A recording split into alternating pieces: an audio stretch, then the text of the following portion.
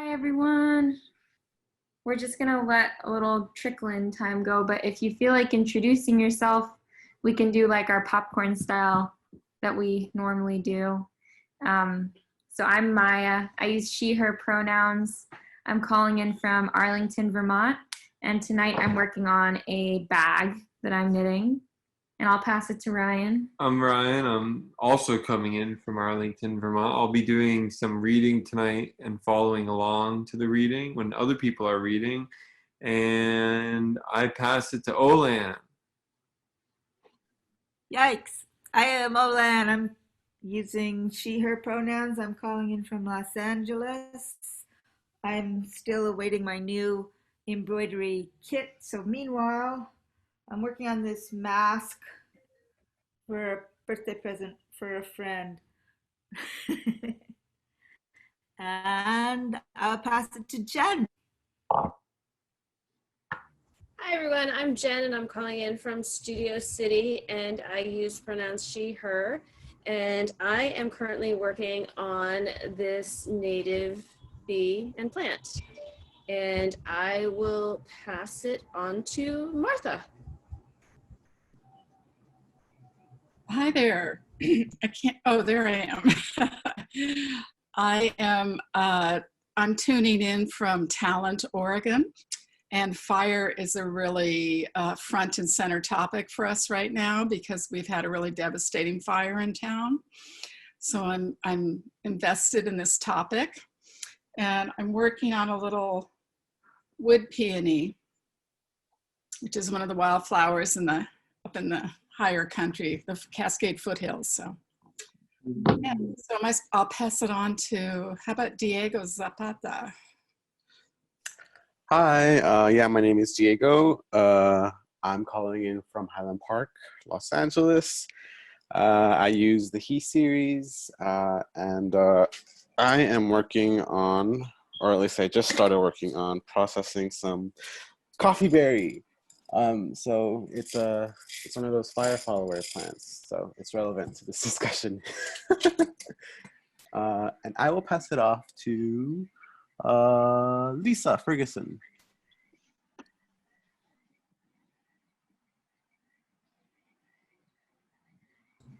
Lisa, I think I just got here. What's going on? okay, we're doing round of introductions. So the way we do it is we do a popcorn style. So you can call the next person when you're done, but you'll introduce your name, your pronouns. If you feel comfortable where you're calling in from, you can share that and what you're going to work on tonight. Hi, my name is Lisa, she, her. I'm in San Pedro, which is Tongva land, more particularly Chowigna land. And, I'm working on, I haven't got it right yet. I'm working on this. I don't know if you can see it. Anyways, I'm starting another embroidery. And yeah, Carmel Dare? Or should I pick someone who has, oh, there you go. Hi everyone. Sorry, I was on another call, on a phone call. I'm calling in from the traditional lands of the Kaurna people, otherwise known as Adelaide, Australia. And I'm working on some knitting at the moment, and it's good to be here with all of you. Thank you for having me. Thank you, Carmel. I will pass it off to Lindley. Hi, I'm calling from Pasadena, California. I'm excited to be here. I don't have any embroidery stuff right now because I'm just sewing a patch that a friend gave me onto a bag that I've been meaning to get to for a while. And I will call on, who hasn't gone yet, Evelyn.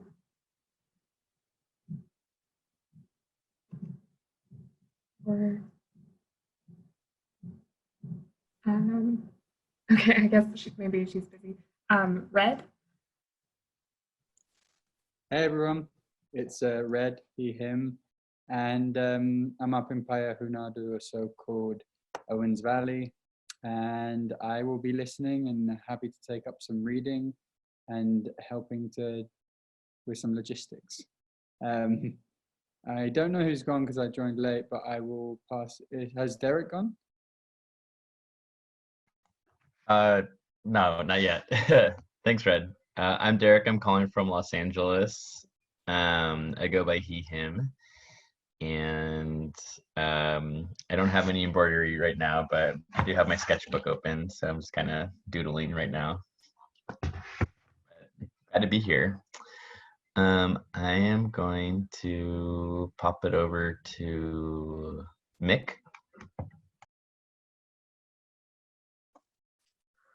Hey everybody, good to see people virtually.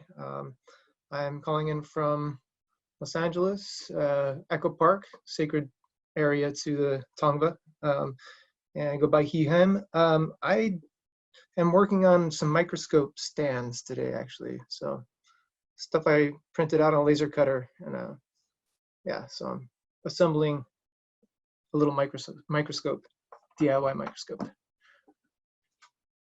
And I'm going to pass it on to Cynthia. Hi, I'm Cynthia. I'm she, her pronouns, and I'm in West Covina driving home. So currently not working on anything, but I do have a butterfly embroidery that I'll be working on tonight. And I don't know, I don't have my screen on, so can somebody else call someone? That's all right. I'm going to hop right in. That's the perfect segue. We'll get going on our introduction. And for folks who didn't get the chance to introduce themselves, please go ahead and put that in the chat, your name, your pronoun, if you feel comfortable sharing where you're calling in from. And if you want to tell what you're working on too, please go ahead and write that in. So I'm going to read off our intro. Hi, everyone. My name is Maya. Welcome to the Fires of the West Learning and Native Plant Embroidery Zoom gathering hosted by the Metabolic Studio. Since the last presidential election, Lauren Bond and the Metabolic Studio have held a potluck, protest printmaking workshop, and community crafting space every Thursday to process collectively the various traumas of this time. With the advent of the COVID-19 pandemic, however, we have shifted gears and created this Zoom space to educate ourselves on critical issues by reading and holding discussions while we craft.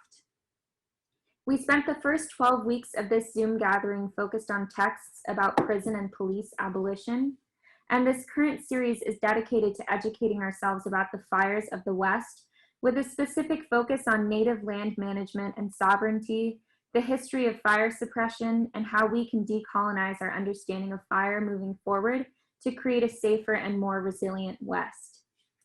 Many of you here have already received embroidery kits in the mail. In the kit, you will find a line drawing on fabric of a botanical plant representing the food and medicine that Metabolic is currently growing on 2 studio sites along the LA River, up in Payahunadu, so-called Owens Valley, where Los Angeles steals its water, and in Vermont, as an effort to give away free food to folks in need right now. So we drew images of the plants we're growing, transferred the drawings onto fabric, which we sent out to you, along with embroidery, hoop, needle, and thread. And in the kit, you'll also receive a self-addressed return envelope with postage. So when you finish the embroidery, you can use this to mail it back to the studio, and these embroideries will eventually be formed into a hybrid object. If you have not yet received an embroidery kit, please put your name in the chat, and our team member Jen will be in touch with you. So tonight we're going to be reading Maintaining the Mosaic, the Role of Indigenous Burning in Land Management by Robin Wall Kimmerer and Frank Kanawha Lake, published in 2001. And I'm realizing that I have this link on my computer, but I don't have it on Ryan's computer, which I want to have, so I can put it in the chat. So I'm going to text it to him, and you will put it in. Thank you. So we're going to be, the way this works for folks who this might be their first night, we all read out loud together. So for anyone who'd like to read with us, this text is available online. We are putting the link in the chat as I speak. Thank you so much, Ryan. And please feel free to unmute yourself now or write in the chat if you'd like to read out loud with us. And the way we'll do that is Ryan will start. Once he's tired, he can pass it to the next person who wants to read. Once they're tired, they can pass it to the next person. So that is how we'll do it. And everyone else can just listen and craft, and then we'll hold space for discussion at the end. So Red, I know you wanted to read tonight. Cool. So Ryan can pass it on to you. And for anyone who might decide as we read that they want to read with us, please feel free to, it's here, the PDF. Cool. Put it in the chat as we go.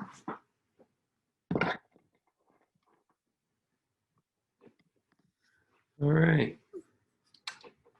Indigenous Burning in Land Management by Robin Wall Kimmerer and Frank Kanawa Lake. This article highlights the findings of the literature on Aboriginal fire from the human and the land-centered disciplines and suggests that the traditional knowledge of Indigenous peoples be incorporated into plans for reintroducing fire to the nation's forests.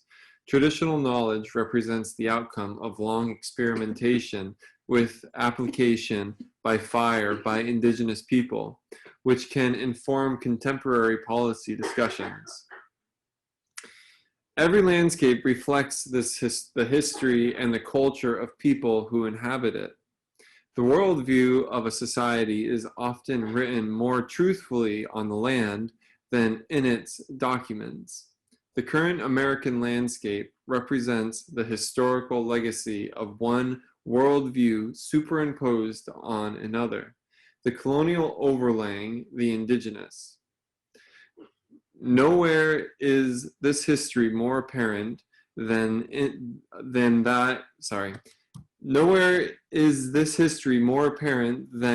the attitudes toward fire, attitudes made manifest on the landscape. Euro-Americans arrived in North America bearing their folk knowledge that held fire in forests to be destructive and hazardous to humans. This view contrasted sharply with the traditional knowledge of the indigenous inhabitants who embraced the benefits of burning and were skilled in application of fire technology. Fire suppression began soon after colonization, and its effects followed the expansion of the frontier westward. Anthropogenic fire all but disappeared from the eastern forests by the early 1700s and from the west by 1899. The consequences of suppression are written on the landscape today, creating what former Secretary of Interior Bruce Babbitt in 1997 called a crisis in forest health. Fire suppression was quote-unquote catastrophic disturbance for those ecosystems which had been influenced by anthropogenic fire throughout their developments, end quote. The result of fire suppression have been well documented for ecosystems throughout North America. And regeneration patterns were dramatically altered. Fire suppression has promoted stand homogeneity and the associated problems of insects and disease, disrupting the age-classic mosaic that was historically maintained by burning. The loss of fire in the American landscape is inextricably linked with the history of federal Indian policy that removed tribal people and therefore indigenous land management. In the words of Williams, quote, "The basis for much of our forest health crisis nationwide lies in the almost complete cessation of burning by Indians in fire-adapt ecosystems. The crisis is commonly attributed to the advent of systemic fire suppression and the Smokey the Bear mentality of the 20th century. To fully come to grips with our forest health crisis today, we must go back to the much earlier land management decisions that ended thousands of years of Indian interactions with the land, especially through the use of fire. Policymakers are struggling with the outcome of the history in trying to develop new management policy to restore forest health and biodiversity. The policy pendulum has now swung back from fire suppression to recognition that fire regimes are an important part of ecosystem health. However, the role of humans, our quote, natural, end quote, fire regime continues to be debated. National forest policy now calls for managers to recreate forests of the pre-settlement type. Babbitt proposed that fire be reintroduced for restoration of ecosystem health and productivity. If we are to manage forests with the intent of restoration of the pre-settlement condition, then it is imperative that we understand the role of indigenous practices in shaping the landscape. Every ecosystem in North America has been affected in some way by a fire regime, manipulated by indigenous people. Much forest science, including ecological classifications of vegetation types, arose from the observation of forests that were essentially in transition from conditions of indigenous fire management to post-colonial fire suppression.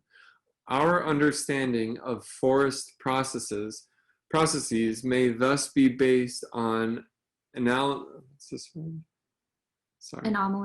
May be based on anomalous transitional landscapes. Quote, humans have been a part of the ecosystem over the past 10 centuries of major climatic change, so that all the forests have developed under some kind of human influence.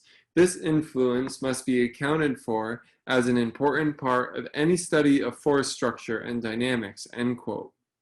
Further, Anderson suggests that, quote, a full understanding of wild plant production will be achieved only through the development of a better rapprochement between the social, historical, and biological sciences. It would require the sustained and cooperative efforts of scholars using both human and land-centered avenues of research. Red, do you want to start? Do you know where we are? Yep. Awesome. Thank you. You can hear me? Yep. Alrighty. Extent of indigenous burning. In contrast to the romanticized view of native peoples living with minimal impact on unspoiled nature, the pre-settlement landscape was strongly influenced by indigenous land management to enhance productivity. The most powerful tool for landscape manipulation was fire. Fire was used by indigenous people throughout North America, and its presence or absence strongly shaped the pre-settlement vegetation. For example, evidence suggests that the dominance of oak and chestnut in the Appalachian forests was enhanced by vigorous resprouting after indigenous burning.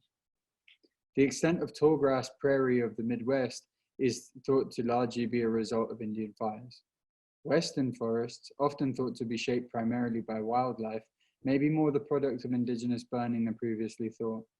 For example, the distribution and historical dominance of sugar pine cannot be explained by frequency of natural lightning ignition alone. Cultural data provide evidence that sugar pine stands were managed by tribal groups who took ownership of individual stands and applied fire to reduce encroachment by competing species. Dated fire scars on sugar pine offer the best evidence of heightened Aboriginal fire frequency in the Sierra Nevada, which altered the distribution and abundance of numerous species.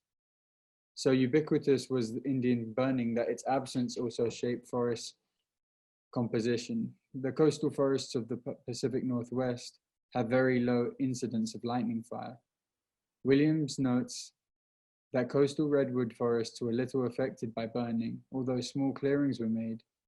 He argues that fires was less prominent amongst people who relied primarily on marine resources for food and materials. However, a few miles inland, even the coastal redwoods contain patches of prairie too numerous to mention, which, if left to themselves, would doubtless soon have produced forest. But the Indians were accustomed to burning them annually so as to gather seeds. These prairies were of incalculable value to the Indians, not only for the vegetable products, but for the game found upon them. Resource-rich patches in the old-growth coastal forests were created by indigenous manipulation of the fire return interval. Goals of indigenous burning. Fires were intentionally ignited to fulfill a wide variety of purposes, from clearing village sites to long-distance signaling. Lewis documents more than 70 uses of fire, including tree felling, clearing, travel corridors, fireproofing settlements, and hunting. Burning also was used to reduce pest populations, including rodents and biting insects, as well as for collecting edible insects such as Pandora moths and grasshoppers. Burning in oak woodlands reduced the population levels of acorn weevils and yielded a more abundant crop, which was easier to harvest after burning.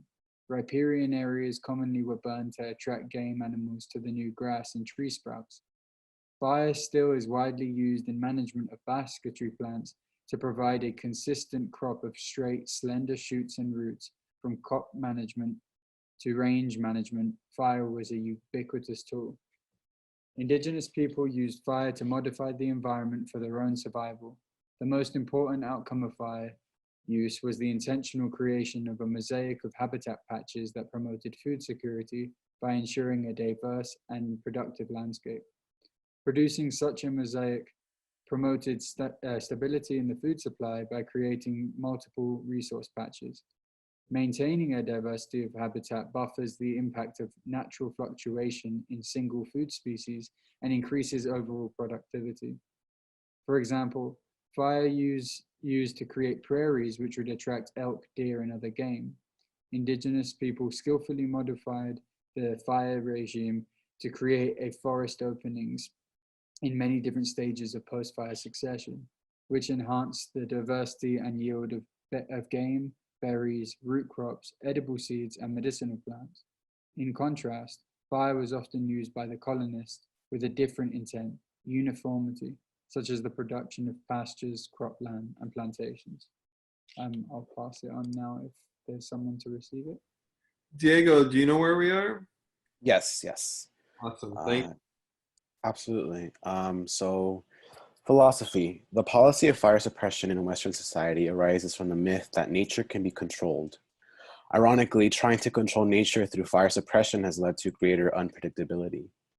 The indigenous worldview emphasizes a dual nature, creative and destructive, of all forces. Fire can be a force for good as it warms homes and stimulates grasses, but it can also be immensely destructive. The role of humans is not to control nature, but to maintain a balance between these opposing forces. This balance is based on recognition of reciprocal relationships between human and non-human members of the ecological community. As co-equals, humans are dependent on non-humans, and the reverse is also true. Human application of fire is part of the interdependence. The ethic of reciprocal responsibility underlies the indigenous use of fire, an adaptive symbiosis in which humans and non-humans both benefit from burning. For example, indigenous people of the Northwest routinely burned grasslands and savannas to increase the yield of root crops, such as camas and other geophytes. The people realized a direct benefit from burning, and so did the plants, as the fire frequency and extent produced expansion in the patch size and population density of the geophyte species. Meeting the responsibility for reciprocity among members of the ecosystem is understood to be simultaneously pragmatic and spiritual. Application of fire is viewed by many indigenous groups as a spiritual responsibility to the land, a tool that was given to people to fulfill the caregiving responsibilities for the land and to promote world renewal. The Karuk people of Northern California burn ritually in New Year's ceremonies. Silas Whitman of the Nez Perce tribe states, "We burn because it is good for the land. Fire brings more life." For example, the prairies of Walpole Island First Nation have been ritually burning since time immemorial by the Potawatomi, Ojibwe, and the Ottawa people, who accept this as a responsibility and name themselves as the keepers of the fire. The prairies of Walpole Island are renewed among ecologists for their species richness, which far exceeds the diversity where the indigenous fire regime has been interrupted. Evidence. Sophisticated application of fire technology has been a major component of indigenous land management for millennia. The landscape encountered by colonists was largely shaped by indigenous burning, yet until recently, few people acknowledged that Indian fire use had an impact on the land. A forestry textbook published as recently as 1973 portrayed the view that no habitual or systematic burning was carried out by the Indians. This marginalization of traditional knowledge arose partly out of ignorance and prejudice, but also because of the fragmentary nature of the evidence. Accounts of Aboriginal burning are found in notes, journals, and the oral tradition. These are qualitative, anecdotal sources that are not readily accepted by Western scientists, whose training is usually limited to interpretation of quantitative data. Much traditional knowledge has been lost to time and forced assimilation, but much persists in the oral tradition and practices of contemporary Native communities who are only rarely consulted as equal partners in land management. The correspondence between traditional ecological knowledge of fire response and later scientific evidence is very strong. Examination of traditional knowledge offers an opportunity for cross-cultural verification of scientific hypotheses concerning fire management. There is an increasing body of evidence noted by Brown that validates that oral tradition through data collected from historical documents, dendrochronology, charcoal profiles, archaeological evidence, and statistical analysis of land survey records. Paleoecological data also supports interpretation of widespread Indian burning and its effects on vegetation composition. However, it must be acknowledged that there are many pitfalls in the interpretation of such indirect evidence. The widespread significance of indigenous burning is by no means universally accepted. Kilgore summarizes the arguments critical of the importance of Aboriginal burning, which focus primarily on issues of scale. The main impediment to scientific acceptance of the wide range of Aboriginal burning arises from a lack of understanding of the cultural context in which it took place. For many peoples, manipulation of the landscape through skillful application of fire was critical to cultural survival, and enhanced food productivity made agriculture unnecessary. The material culture of many tribal peoples simply could not have been sustained without extensive use of fire. In terms of energy efficiency, fire was the most potent land management tool available to indigenous people. Millennia of experimentation and detailed empirical observation led to a sophisticated application of fire technology. Coupled with a worldview that emphasizes the role of humans as active participants in nature, fire was integral to many cultures. I'll pass it off to you, Ryan. Yep. The practice.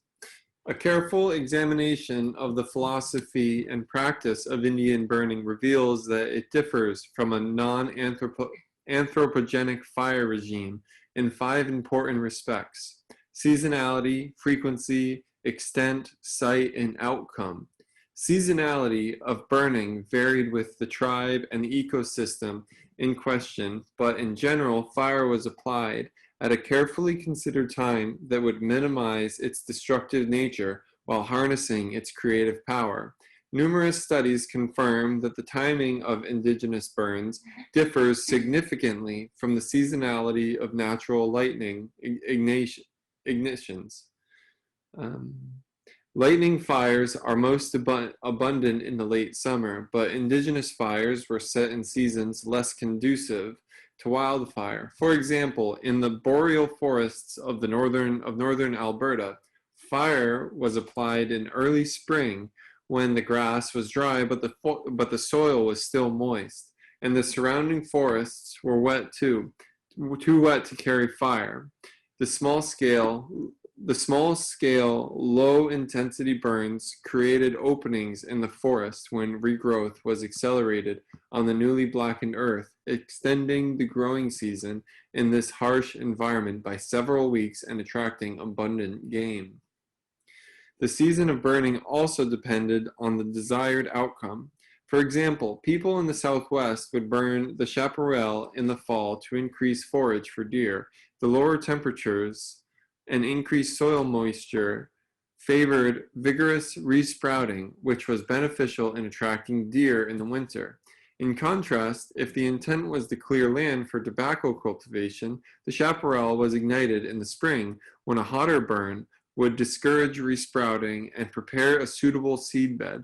In the Great Plains, Indians rotated the seasonality of burning as a tool to influence seasonal movement of bison in synchrony with their own semi-nomadic movements. In the mosaic of Tallgrass Prairie and Aspen Parkland, the prairie was burned in the fall, forcing bison into the parklands that the people inhabited during the winter. In spring, parklands were burned, which stimulated movement of the bison out onto the open prairies. This sophisticated application of fire required expansive knowledge of the vegetation response, the life history of herbivores, and their interaction with predators.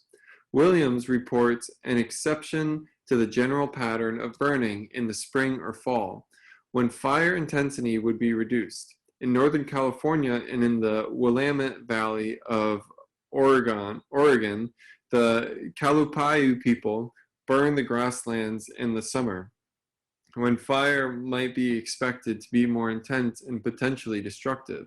This unusual midsummer burn created a second flush of growth in the fall when the rains returned, a dual cropping system that maintained local herbivore populations. However, the intensity of the summer burns quite low because of their high frequency, which reduced fuel accumulation. Appropriate season of burn was thus understood interaction with fire frequency.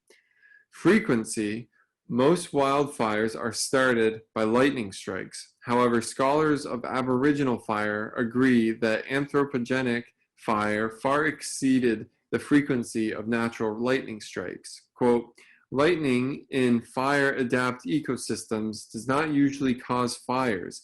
Lightning tends to strike high, rocky points, individual trees, or other places where no ignition occurs. Most snag fires are soon extinguished by the rain that usually accompanies lightning, end quote. Indigenous people enhanced fire frequency not only with more ignitions, but in creating fuel piles so that the areas would burn that ordinarily might not carry a fire. Several studies of fire return intervals indicate that fire scars are much more abundant in areas of Indian habitation than in comparable regions not managed by indigenous people. The frequency of fire application generally was based on the management goal. Land was burned annually if the intent was to increase game by providing new grass forage. Berry patches were maintained by burning on a cycle of 3 to 5 years, depending on the ecology of the target species. A 10 to 12-year fire interval was typically observed around beaver ponds to maximize regeneration of aspen and willows to feed beaver. The result of altered fire frequency was to create a mosaic of successional patches varying in species, composition, and age structure, which ensured a diversity of plant foods, medicines, game, materials for the subsistence of the people. Extent. Aboriginal burning also differs from wildfire in its extent. Most burns were of a modest scale, designed to maintain small successional patches. Large-scale burns could be viewed as maladaptive, disrupting the diverse mosaic, disrupting ecotones, and decreasing productivity and stability of food supplies. The extent of fires was controlled by careful timing, increased fire frequency, and reduced fuel load, and the use of natural fire breaks. The mosaic of patches differing in successional age and flammability would itself limit the extent of fires. Without doubt, fire control was not uniformly effective, just as we experience today, and some fires escaped with unintended consequences. One notable exception to the general pattern of small-scale burning is the huge conflagrations traditionally set by the peoples of the northern Great Plains. Prairie fires would extend for miles and were used to influence the distribution of buffalo. This large scale of burning reflects the very different ways of Plains peoples, whose food security arose not from a mosaic of diverse patches in local area, but from maximizing productivity of a single species, the buffalo. A broad range of effects is seen depending on the resource needs of the people and the flammability of their landscape. Site. Indian fires also differ from lightning-ignited wildfires in the sites at which they occur. For example, riparian areas that might not burn without assistance were regularly ignited to improve waterfowl habitat and encourage growth of basketry materials and certain medicines. Locations of fires might reflect annual migrations along the elevational gradient, which enabled people to take advantage of seasonally available foods. By understanding differential burning conditions, Indians were able to restrict fires to certain areas, matching the fire regime to the ecological conditions and life history of the target species, and thus enhancing productivity. Red, do you want to take over, or is that all right? I can do it. Thanks, Ryan. Application to current goals. Aboriginal use of fire to create and maintain a landscape mosaic is an ancient practice that can be key to maintaining temporary land use goals. Fire was used as a pragmatic tool to meet the goals of Indigenous practitioners to increase the yield and diversity of subsistence foods. These practical goals were also coupled to a spiritual responsibility to carefully use fire to multiply life. The natural fire regime was manipulated to produce a richly diverse mosaic of vegetation types, differing in successional age and species composition. The intent of contemporary forest management is no longer to support the subsistence economy of human beings, but to enhance ecosystem health, productivity, and biodiversity. It is in this capacity that Indigenous knowledge of fire is an invaluable resource for forest managers. The same Indigenous strategy that was used to increase biodiversity and productivity for subsistence can also be used to enhance and maintain biodiversity for goals of ecosystem health.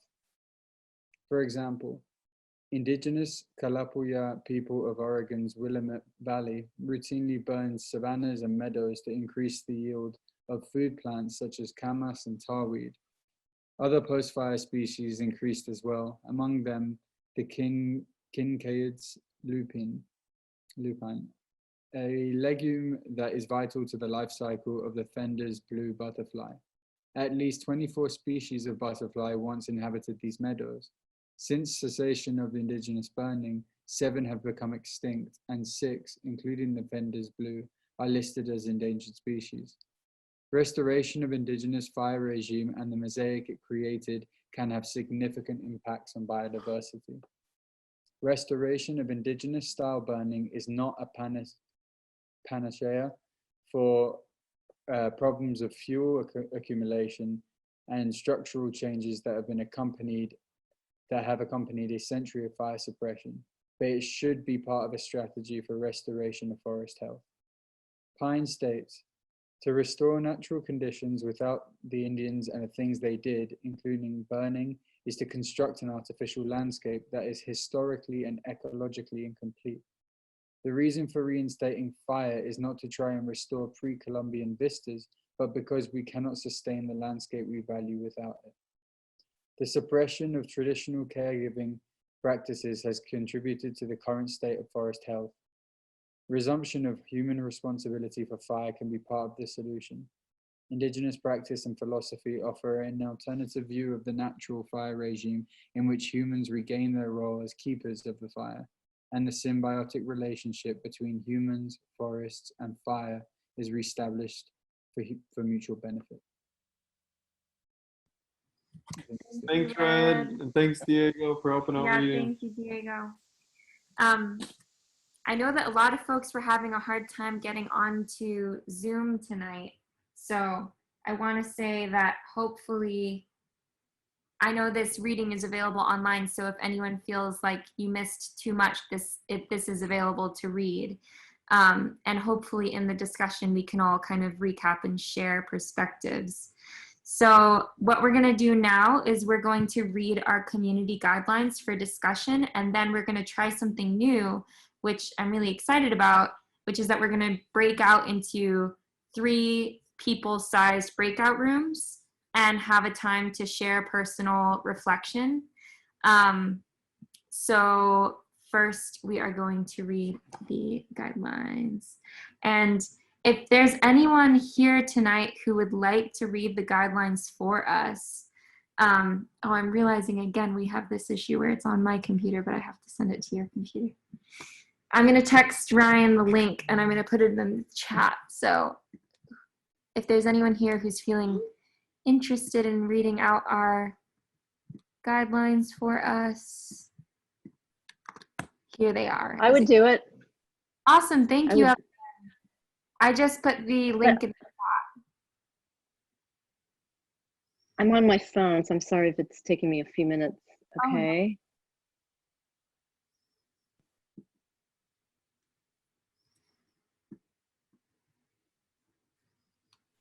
Okay, I got it.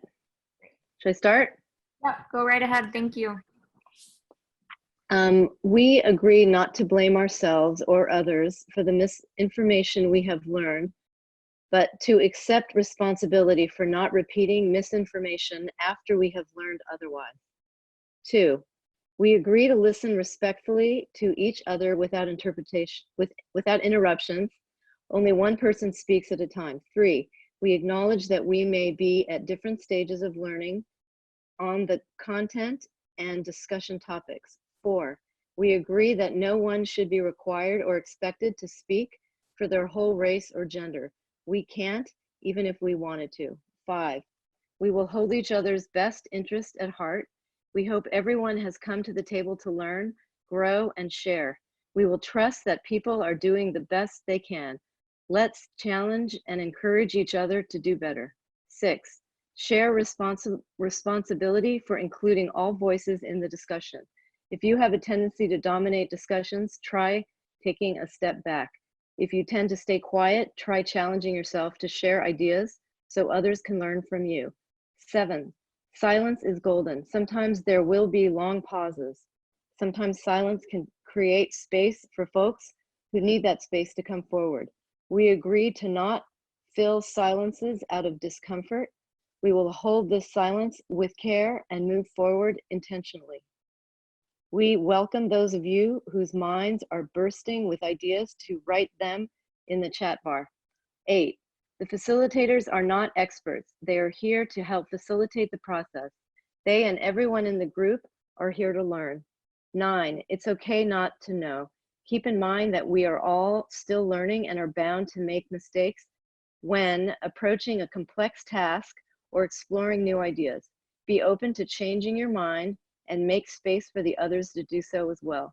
10, the facilitators are not moderators. They are not trained to moderate personal grievances.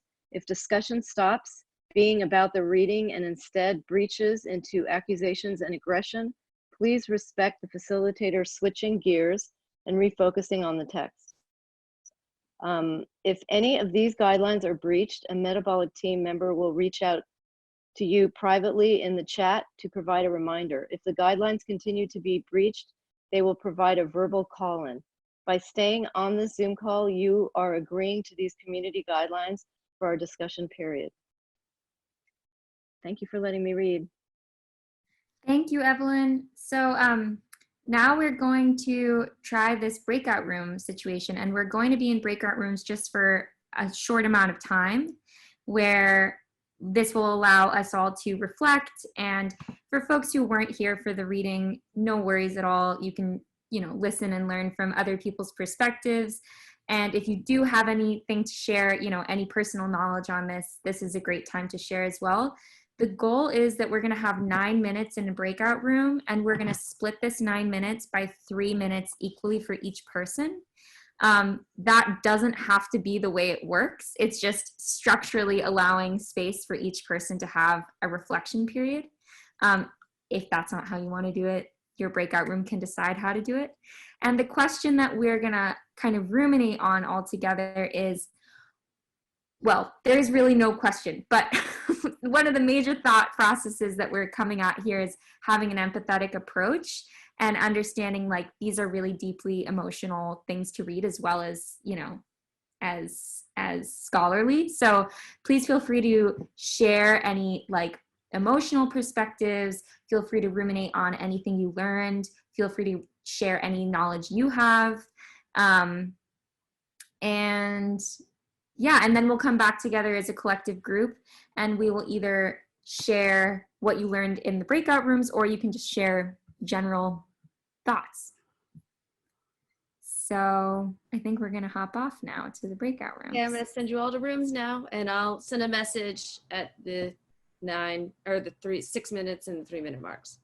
Thank you, Jen. Hey, everyone.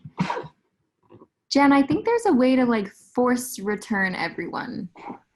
I did, and it takes 60 seconds. So got it. Yeah, so if they're wrapping up, it'll close them out. Okay, got it. In 21 seconds. Great. Hi, everybody. That was really fun. Hi. Hi. I'm glad we tried that.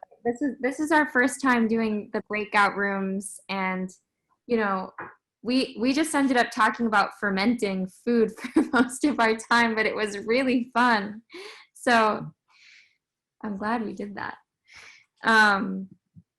So now that we're all back together, we're gonna hold this space to share any added reflections. You can share what you shared in your breakout room. If any thoughts arose, you can share. I'll share that we just talked a lot about fermenting food, and it was really interesting and fun and interesting to think about the way heat impacts fermentation. But I also have so much that I learned from that reading, and yeah, I'll stop there, but feel free to use this space to explore.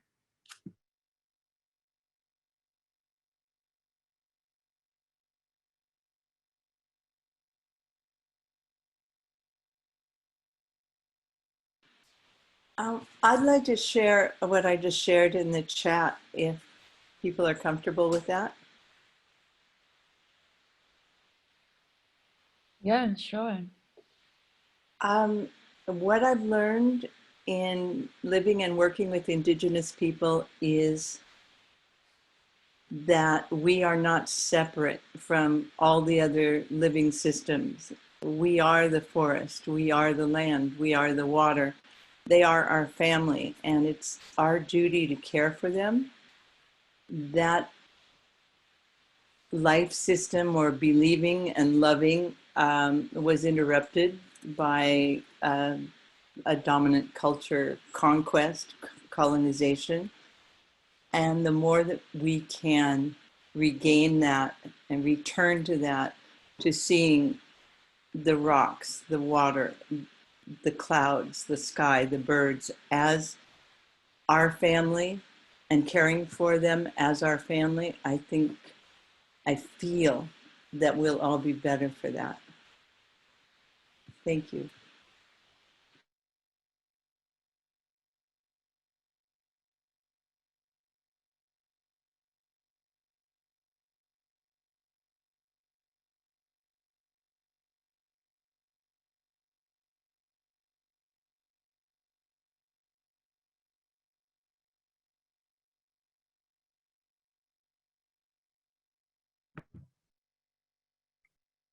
I'd like to chime in on that too. I think the vision of the the indigenous practice, and our role as this balance between creation and destruction, for like the cultivation of all the different things that we need, but also for like kind of the benefit of these different plants and animals that are our family.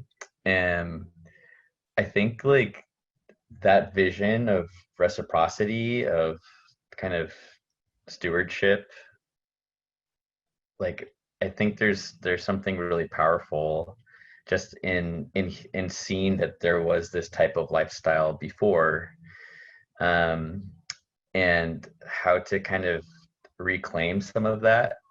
I don't know. I think like some thoughts that were kind of coming to mind is in areas like in fire regions, or maybe it's just all over, right? Like, is there like a time of year to think about like going out and clearing out or like, you know, burning things or, you know, just kind of getting into the practice, and whether it's maybe like ceremonial and ritualistic, like maybe it's not a good idea that all of us as citizens go out and like burn a piece of, you know, the forest individually, but you know, just having some practices that allow people to connect and see the effects of that, right? Like whether it's the berry patch or the beaver dams or, you know, the prairies and savannas, like being able to connect to that cycle, I think was, I was like, man, like I would love to be a part of that.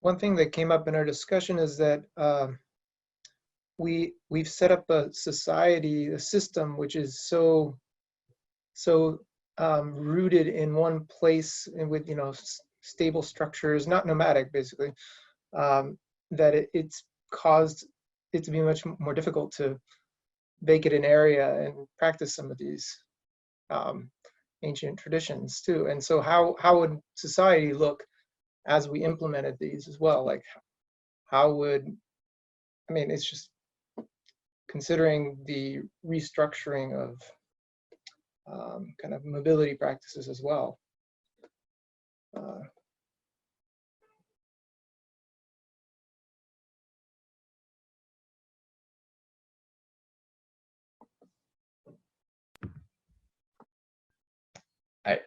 I appreciated that comment, Mick. I was kind of thinking like, um, at least my personal experience, like in this pandemic, like has encouraged me to take more road trips and also like stay with friends in different places. Like, of course, like quarantining and being safe. But I've got to experience like different parts of the country. And I think like if I was, you know, thinking about my pre-pandemic life was pretty much like in one location with like little blips.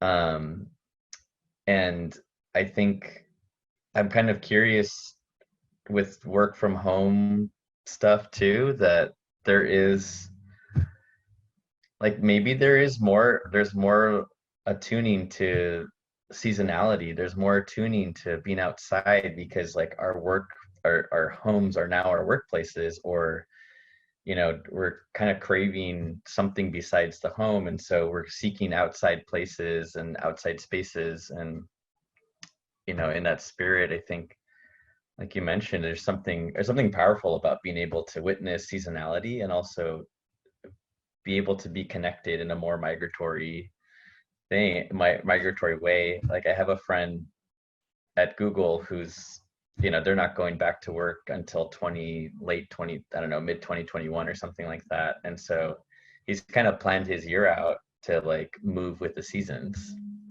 And I know that's a very certain socioeconomic ability to have that type of lifestyle, you know, but I think there's something interesting. Like I was like, whoa, like that's kind of feels like a return to something, you know, indigenous, a sort of like indigenous way of being, you know, kind of in modern times.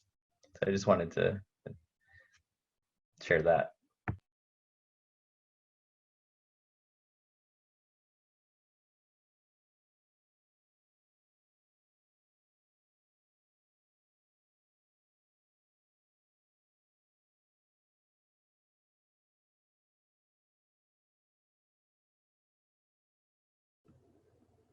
One thing that stood out for me in the reading was the idea that approaching fire in a way that isn't as binary, that isn't as black and white, it's only bad or it's only a positive, but respecting the dual nature where it's a force that is destructive but also regenerative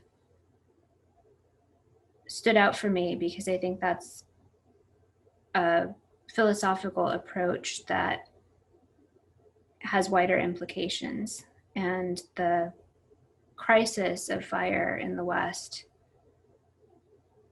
will hopefully be an opportunity to reconsider some of the deeply rooted thought patterns that are actually harmful when we put things into categories. You know, it's either to be avoided at all costs or exploited at all costs, really, I guess, when you look at our history of relating to forests.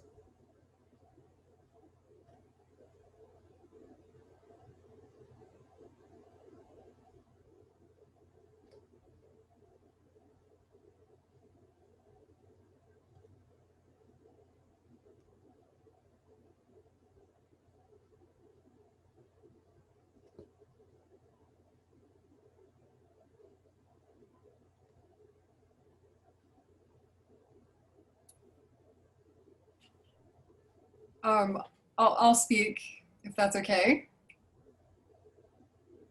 Patricia Watts, can you guys hear me? Yeah. Oh, good. Okay. I'm sorry I was late and I did have another Zoom and I did spend about 15 minutes trying to get in. Was asking me for more information that I had access to. Yeah, I did watch the 60 Minutes feature last week on the fires, and they had some firemen, fire chiefs, talking about how, and this is something I've been thinking about for a while. Lauren, are you on here? I don't know if you remember back in, what was it, 2006, we had a heat wave. It's actually on a Wikipedia page dedicated to it. It was the 2006 global heat wave. And it was like 118 in Topanga that day. And that was a year after Katrina. And I lived up in Northern California. And what I noticed was that, you know, we'd get a lot of rain. It could rain for like, up in Northern California, it could rain for a month or two straight. And then like the next day after all the rain stopped, it would just get dry as a bone. Like there was just no moisture in the air. And that's something that I think about, baseline shifts, how, you know, over time we forget how things were before. And, you know, it's something that I notice a lot since that heat wave, which was 2006, is that the moisture doesn't stick around very long. And that's what these firemen were talking about in the 60 Minutes feature last week. And I think that we forget that, you know, so some of these big fires have been started by controlled burns. I'm in New Mexico now, in Santa Fe, and there was a huge fire up here a few years back that was caused by a controlled burn. Yeah.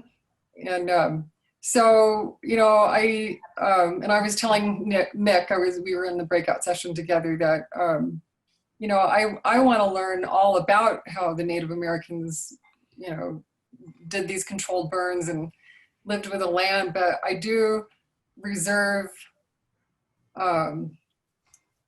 you know, I'm skeptical because the weather has changed so much that it's not the same, we're not in the same context, you know.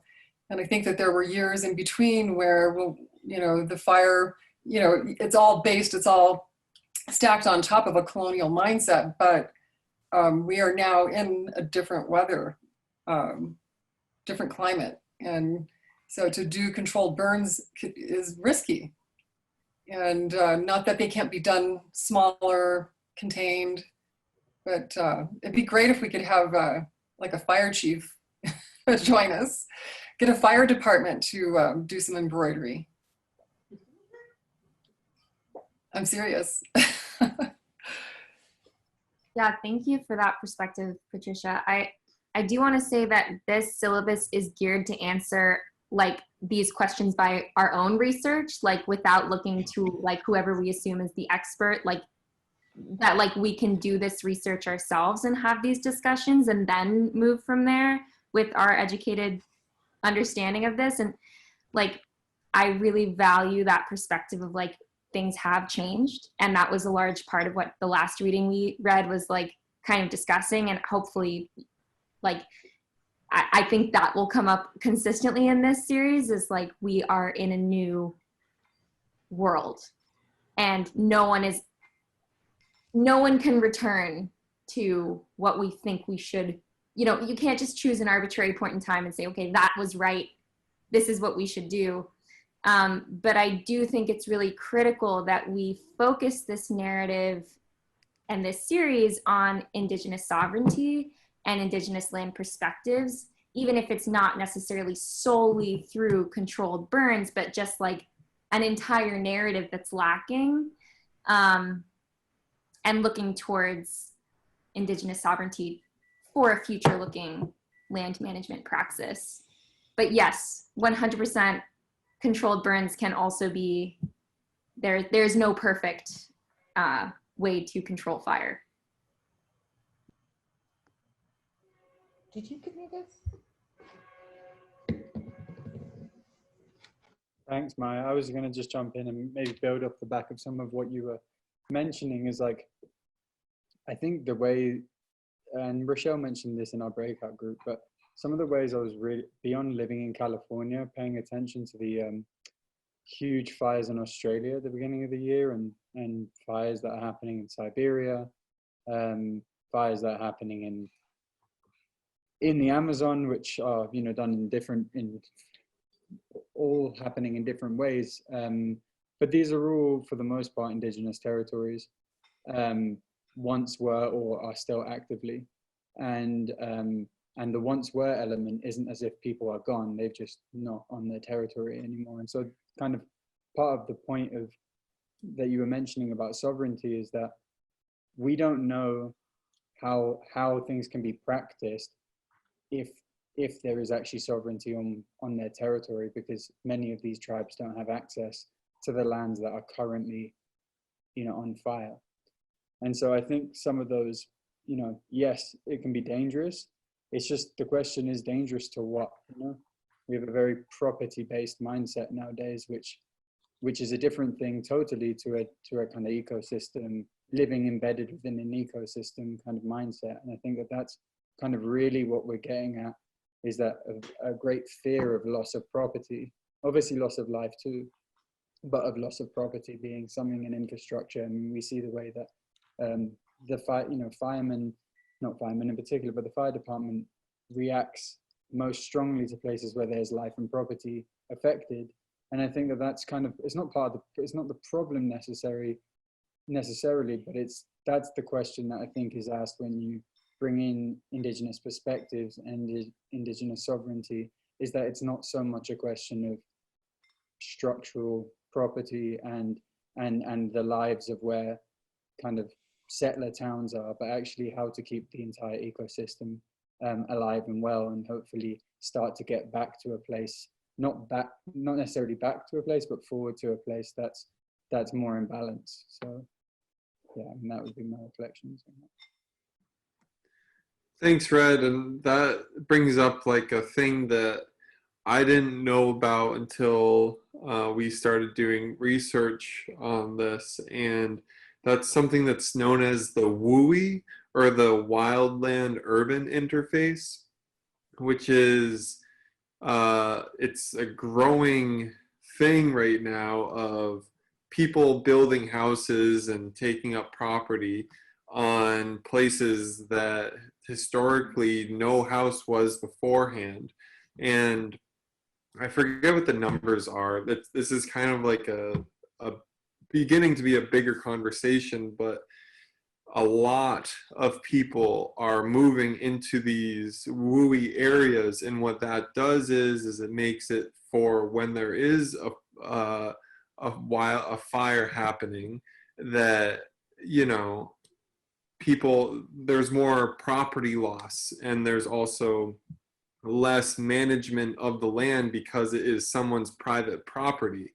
So when there is a fire, there's actually more of a chance of it being a catastrophic fire because people own it. And it's like, it's kind of confusing, and I'm learning a lot about it, but like going off of you, like, well, what are they losing? And it's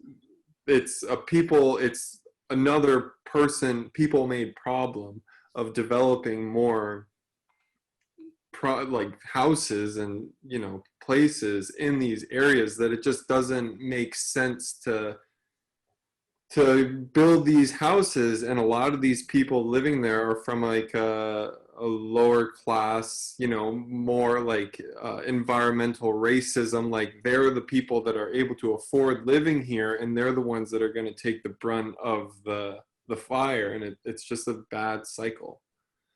Also, just want to add in there, like something we are losing with megafires, which the last reading covered and which will be covered more, and it's not the only thing we're losing, but one thing that's really critical to understand is that megafires get to a heat point that actually bakes the soil and thereby kills all of the biotic organisms in the soil and creates like widespread destruction, whereas controlled burns actually lock in moisture overall and help the root systems overall, like what Patricia was mentioning with how you'll have these huge rainstorms and then the next day it's like dry as a bone. Well, those areas actually need to burn, because if they were allowed to have a controlled burn or a low heat burn, relatively low heat burn, you would thereby have actually more biotic organisms and stronger root systems that are able to lock in more moisture.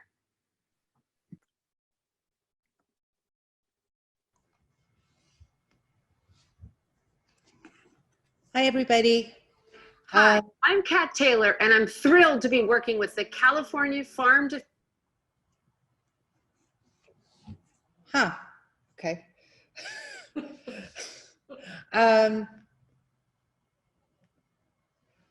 Everything that's orange in this map is forest fire in the air that people are breathing all the way across the continent. So I find the federal election coming up at the same time as the fires to be one of those times that really makes me think about the whole continent and what we share, and most specifically, the air we breathe. And I was reminded today that Monday is Indigenous Peoples Day. So one of the things that I find really satisfying about these readings, and thank you, Maya and Ryan, for the selection tonight and everyone who read, is that it's a really important thing to understand that these megafires are affecting all the living systems, all the people on the continent. Most of us are breathing the effects, the air that's affected by these fires, and it causes you to think differently. And it also causes me to think differently about the things that we bury and the toxicity that we sequester in the ground, and how that too gets released into the air we breathe with a lot of these fires.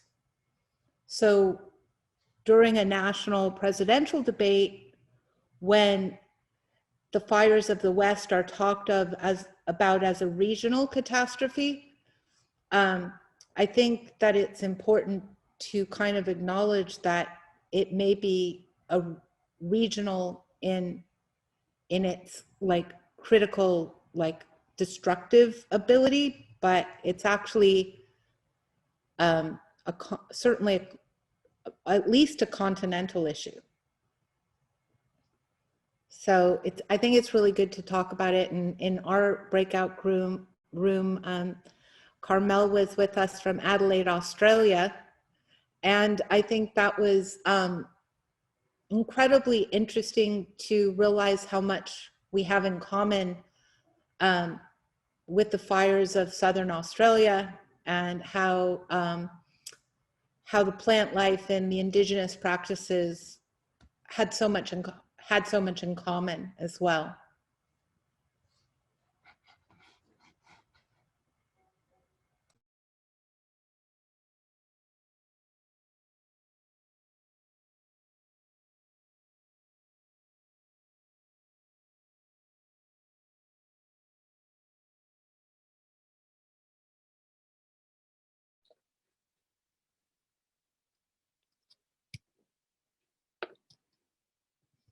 Hi, everyone. I'll say something if that's okay.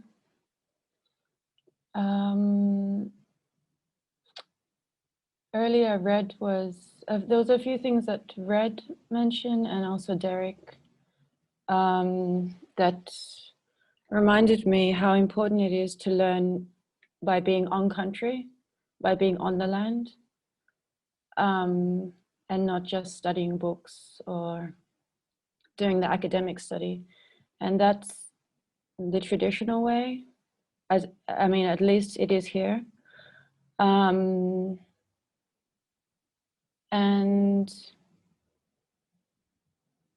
somebody else, I'm sorry, I can't remember, but somebody else was talking about the problems of cultural burning. But if it's done by Aboriginal people on their land, it's not done in the way that we normally manage, in the way that we've become accustomed to managing the land. There's a lot of knowledge there and a lot of understanding. Cultural burning is very nuanced and requires a lot of sensitivity to the specific land that it's happening on. And one of the examples that I gave in the breakout room that we just had was that here in Adelaide, it's the first city council in Australia that is about to pilot a cultural burn within the city itself, in the CBD area. So these things can happen, but it takes a lot of support and solidarity. And my approach has been to learn from elders here as much as I can, as much as they're willing to share. Volunteering, I do a lot of volunteering on the land to restore. There's very little remnant vegetation left on these lands. So I do what I can to help the biodiversity. And that's really where I've learned so much, because you have to be on the land, you've got to feel it. It's through feeling and spirit and all of those things. So my thoughts aren't very coherent, but it's just like a few things that came to mind when everyone was speaking.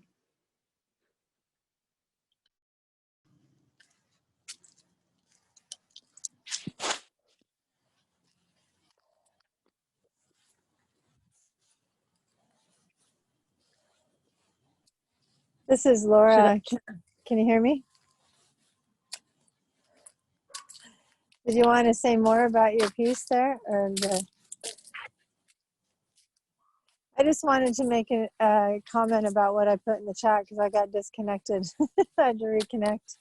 But when Douglas and I were in the breakout, which was lovely, he was telling me his experience or what he got from the reading, and it reminded me of work that folks I know are doing in California to create resources, both structural and financial, for more indigenous farmers to have more access to being able to farm, and both on their own land, obviously, ideally, and generally in teaching scenarios.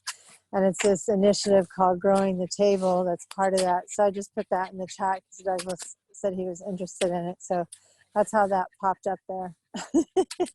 And that, Maya, I know you were on the call yesterday, that was one small element of that whole bigger conversation, but that's that's the initiative that the state of California is doing with Kat Taylor to increase the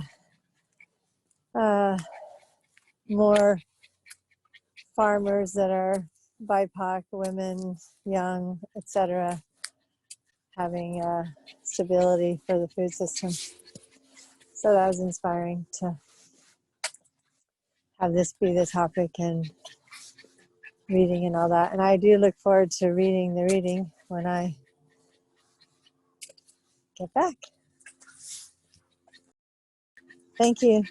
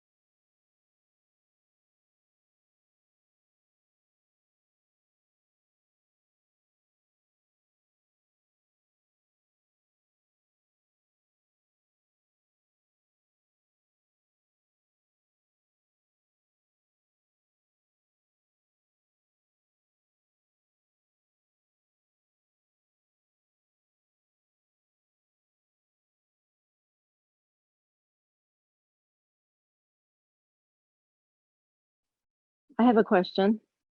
And maybe we could, because during our breakout, we had a million questions. So it was kind of fantastic because I really appreciate being able to have this like conversation about something that I really didn't think about, like, and why don't we study the ancestors? I mean, is the question that I have is, are these written, or is this like a verbal, oral tradition, like of the wisdom of how to use the land and grow food and take care of the herds, and it's like almost like it's instinctual.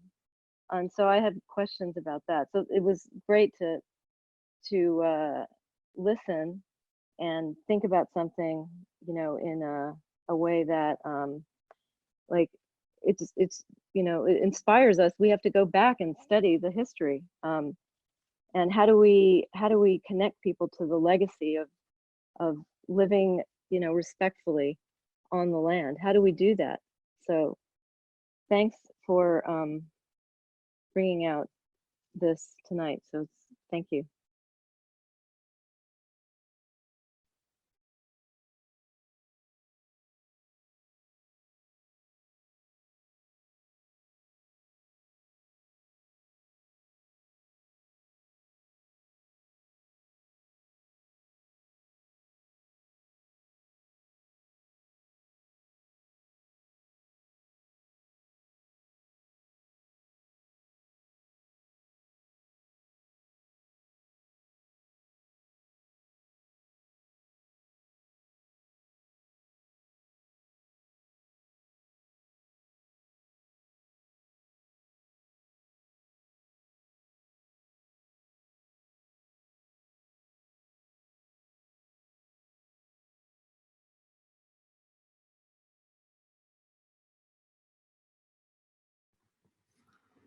I really value that question, Evelyn, and I'd really love to hear a lot of people's responses to this. But my personal response is that one way to move forward with living respectfully on any given land is to educate oneself about that land and that history. And part of that comes from, physical presence and working with the land, being present with the land, being present with the people who are from this land. And then another part of that is research, and really putting the effort in to learn. There are tons of books written about stewardship, and from all over the world, but definitely in the West, from Native people. And also, like your question, are these historically written narratives? Both yes and no.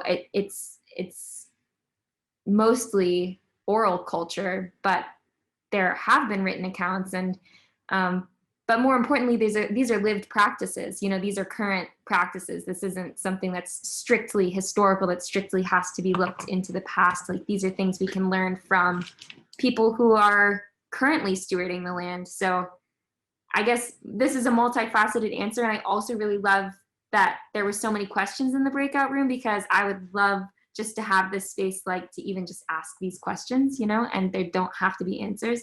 And there are so many answers. So yeah, if anyone else wants to answer this too, please go ahead.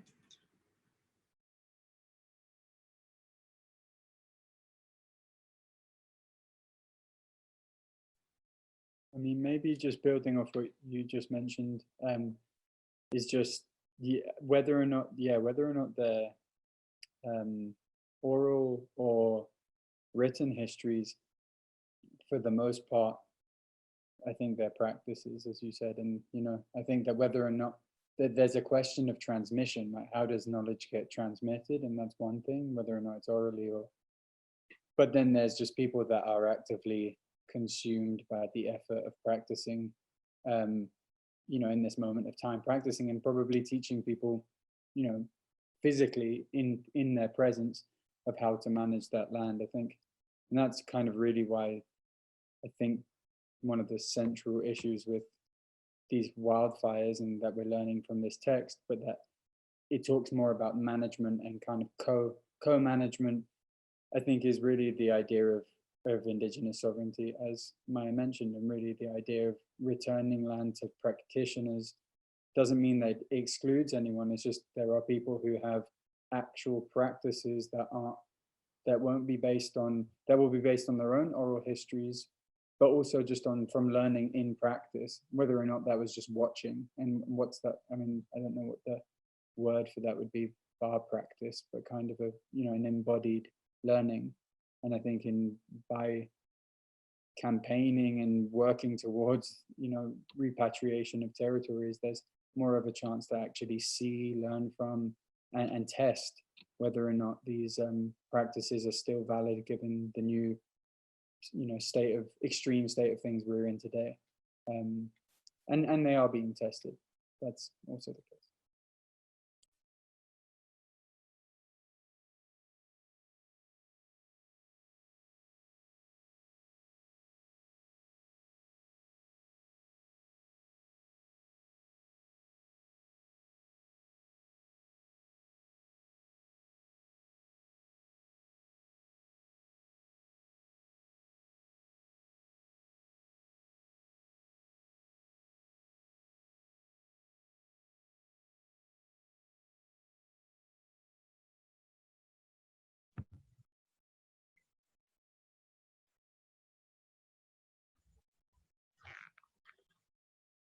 I think I have another comment to that, so I hope I'm not taking up too much space. But a lot of ideas. I'm in landscape architecture, and even just the question of how we're taught to design space, and that lineage of pedagogy is also, predominantly from a Western Eurocentric perspective. But I guess what kind of comes to mind is like the opportunities that we have as individuals to manipulate the land. And I think in America, like we have sort of given up our common holdings in lieu of privatization of space and land. And so, in order to occupy space, like you have to pay for it. And I think that's just a fundamental difference of like our ability to connect with the land, which is like our opportunity to interact with it. And I think about this in the Bay Area. There's like kind of like a reclaimed piece of land over a little bit north of Berkeley called the Albany Bulb, which was a former construction debris site, and essentially was abandoned. And over time, soil got deposited on it, like pioneering species and invasive species took over, and it kind of became like a habitat. And also people, unhoused people, also started to settle on it, and kind of created a pretty interesting and documented like community on this space that was not really anyone's. It was kind of off limits. But I guess I think about that space in particular because it has become kind of like this testing ground for people to do art and graffiti, and also kind of manipulate the space because it feels so jagged and so, I don't know, kind of strewn together that it almost invites you to do something to it, to alter it. And so, I just think about the opportunities that we have on a regular basis to cultivate or manipulate the land, and even to just try things out, to practice. And I'll just share one last thought. I was in the San Gabriel River, and I came upon this like almost like hidden nook. It was like off trail, and someone had set up these really large pools, stacked stones in the river to create this really big pool. And I think from an ecology perspective, I was kind of curious what that effect had on fish. But I think from just here was someone who decided whether they like came every weekend or perhaps camped there for a while, but like actually did something with the land, and not in a permanent way, right? Like a big storm like probably would have like knocked that whole thing out. And I just thought like what a cool intervention, and like what a cool way to like kind of create temporary habitat for humans to enjoy it. And it's like that kind of ability to create or maybe to manipulate that I don't think comes really readily to all of us. Like, you know, I don't know, and I don't know, like in my personal experience, if there's been a moment where someone really gave me ownership over or like connected me to the land, nature in a way that was, you know, kind of like don't touch, or that's not yours. So I just wanted to reflect that as some things that came up for me.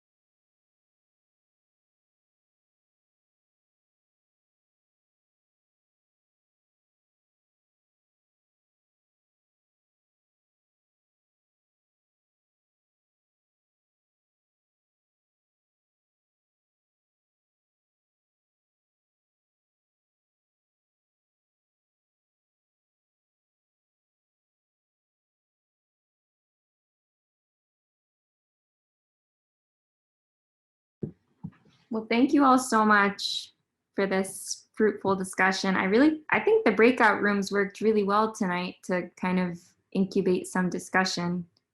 Did that feel good to everyone? I saw a slight shrug from Lisa. Yeah? Good? Oh, good. Okay, cool.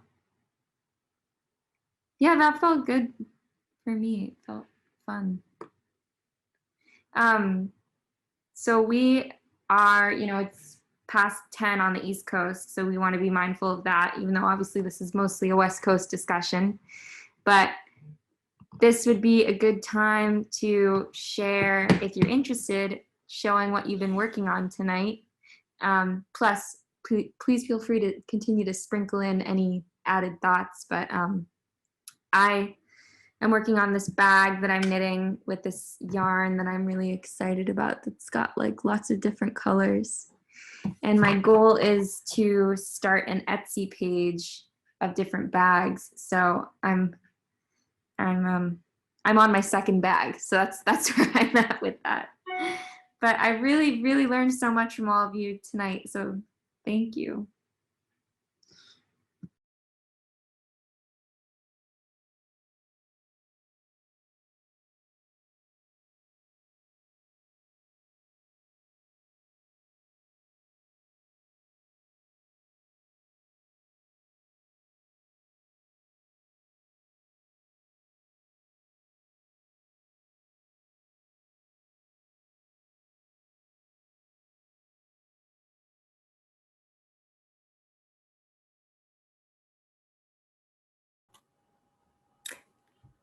Hey, I just wanted to reflect that when you were mentioning my name and I was holding up like an okay, like, yeah, it was okay, that I realized that this has been like commandeered by another group of people, and it just sucks.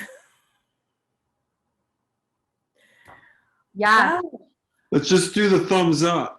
I know, it's just such a bummer though that things get commandeered by people that what once would be just like, yeah, A-okay, and now we can't use them anymore because people have made them mean something else and represent something else. Yeah. Yeah. One of the many bummers of that. Well, not to be lightly on it, but still. Yeah. Thank you for bringing that awareness in.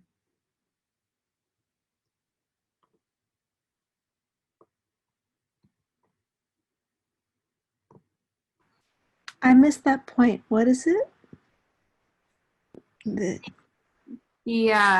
That symbol has been appropriated by white nationalist groups to Oh represent shit, really? pride. Yeah. Yeah, it's. Did you say is it the AOK sign? I'll do Yeah. it. It's this sign, like thumb to kind of ohm. I don't even know what that would be in other cultures, but yes. And isn't there some appropriation of a cartoon frog too by QAnon? Yeah, that gets into Pepe the Frog. That's it. Yeah. There's a great documentary on it. We saw it last night. It was so weird because remember last night we were working with frog sounds and choir? Yeah. And I put a big frog on the thing, and then afterwards, Rich and I watched that documentary, and I had no idea about Pepe the Frog. And again, that guy was like so horrified that this character of his has been, taken into a cult status. Turned into a hate symbol. Oh God. I had a snail on last night. This is a little off subject. And today I participated in something as a snail, and I didn't know till the end of the meeting. I hope that snail is fine.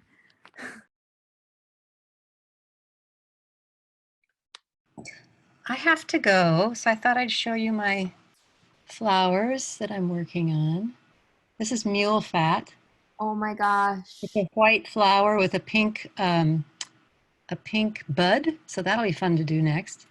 And I had a lovely time in my breakout room with some lovely people, and thank you so much, and goodbye. Thank you, Sylvia. The white on white is beautiful. Oh, good. Oh, Sylvia, show it again, please. Okay, here it comes. It's white on white because that's all I've done so far. Wait. I have to get back to you. Where is this? See. Is that? You hold it a little bit back. So. Oh, nice. Oh, it's beautiful, Sylvia. Thank you. Love it. Okay, bye. Have a pleasant evening. Bye. Thank you.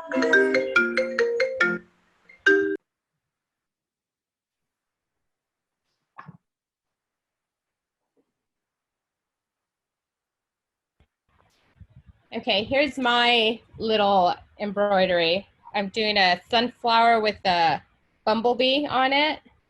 Or, no, a butterfly.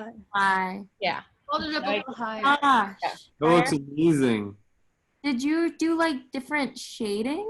Like I did. I went from purple to light purple, and then there's some like gold in it. Yeah. That is spectacular. Thank you. You're getting a round of applause from Mom and Millie. A silent applause. This is mine. I haven't worked on it that much, but I'm kind of filling it in. A second. And wait. There we go.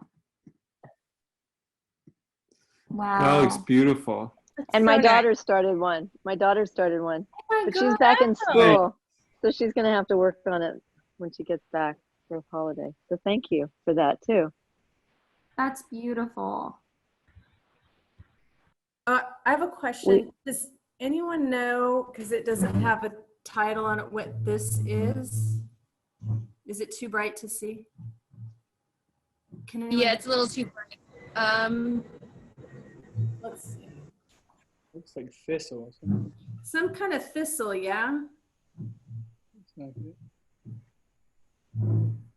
If you can take a picture of it and then send it to info, I might be able to see it better and be able to give you an identification. But I can't see it from here with the lighting. Is it any better there? No. Oh, lighting. Okay. I'll do that. Now, right? It looks like some kind of a thistle. I was just curious, like what? Yeah, because right now I'm just making up colors. Mish would know, but he's not here. Right? Wouldn't he? Yeah. He should, yeah. But we do have a whole list. The problem is I can't see. Let me hold it right there. Let me see if I pin it, if I can see better.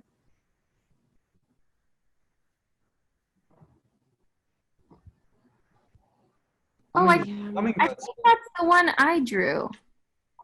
Is that possible, or are these all new ones? No, that's from the abolitionist. Yeah. Cleveland sage. Yep. Cleveland sage.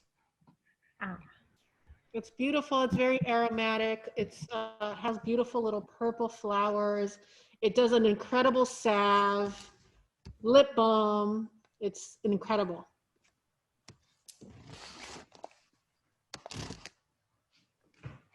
Millie, what is this one? Do you know? By looking at it, can you tell what these are? Hold on, we got to pin you. Give me 1 second. Who's talking? Who's talking? Oh, show me, Evelyn.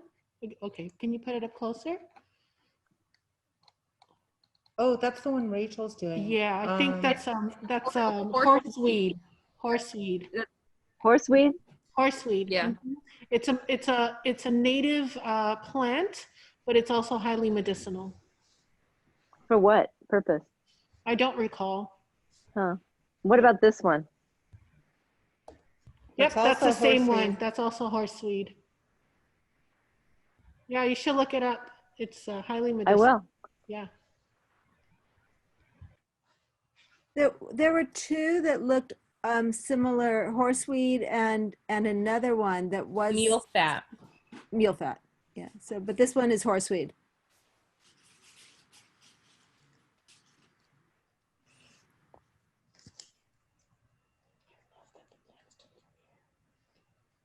I love that the plants are from here.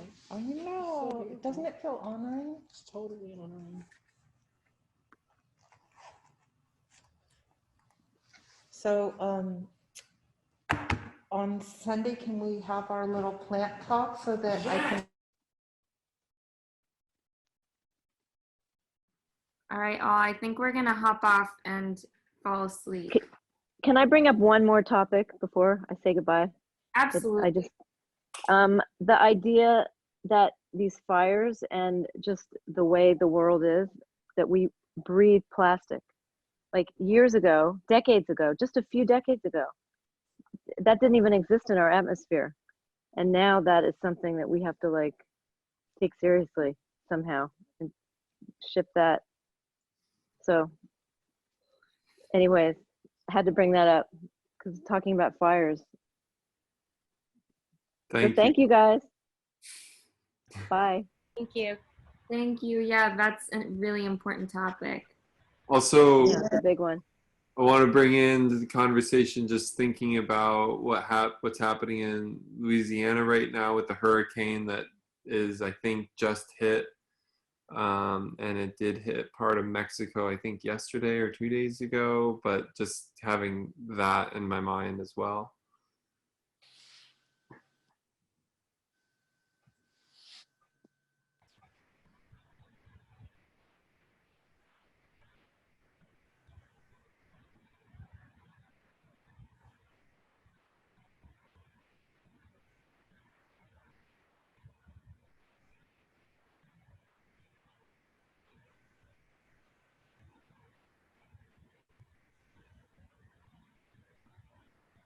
Bye, guys. Good night. Night. Night. Thank you. Night, everyone. Thanks, Red. Thanks for reading. Of course. Good night, everybody. Happy Indigenous Peoples Day. Yes. Good night, everyone. Have a great weekend. See you, Red. Bye, Red. Have a good weekend. You Good too, night, Lauren. everyone. Thank you. See y'all next week. Next week. Is your mask a BLM mask, Lauren? No, it's our metabolic studio mask. Oh, cool. I can't see that close. It says vote 2020.